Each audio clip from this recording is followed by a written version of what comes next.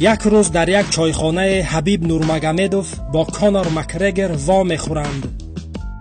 حبیب نقل میکند: کرچ یه روز ای ترینیروفکا خانه رفتستم، یک کچاکی بقع پیشم میبرویا سینی مزدوری کرده استای. گفتم ای پات که قطی مزدوری داره؟ قهرم کرد، جت زدم شد، بیهوش شد غلطید.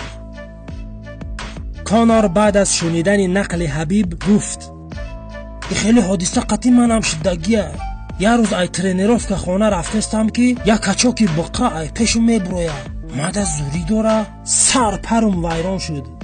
جت زدم شه، ای جوش نمیجنبه.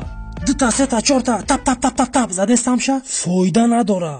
رنگی میگی کنده یا زدسته باشی. خیلی زتا چستوت کردم که اچکا قطی بریدستم شه.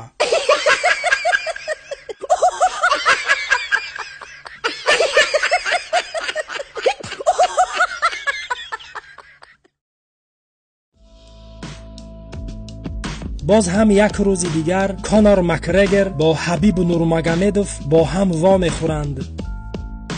کانر میگوید: ای دین شو دزدای و بندیتو مده حمله کردن، پولا ما گرفتن، ساعت ما گرفتن، داژ کراسوفکی هم ایپام کشیدن گرفتنه.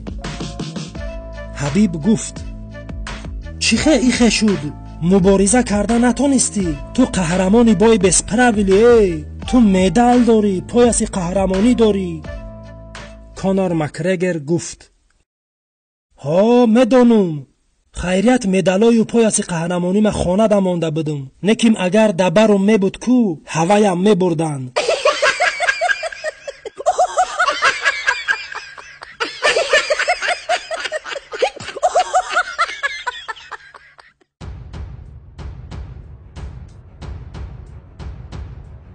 کانر مکگرگر به داخل رینگ در آمدنی می شود. می بیند که آنجا حبیب نورمگامدوف ایستاده است. رو به سوی ترینرش می کند و می گوید: هی اکا، شکم شده میتونم زنم. ترینر می گوید: میتونی زنی. کانر می پرسد: کلش ده چی؟ میتونم زنم. ترینر می گوید: میتونی زنی، اجازت هست. کانر باز هم میپرسد: گردش ده چی؟ میتونم زنم.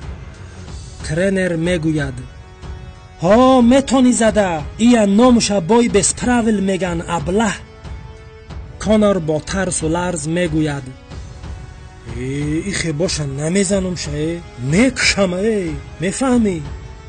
حبیب که این سخنها را شنیده ایستاده بود میگوید: هر کجام ده که خواستی بزن، نکیم دانستمان که بخشش پرسیدن ده اسپت نمیکنی.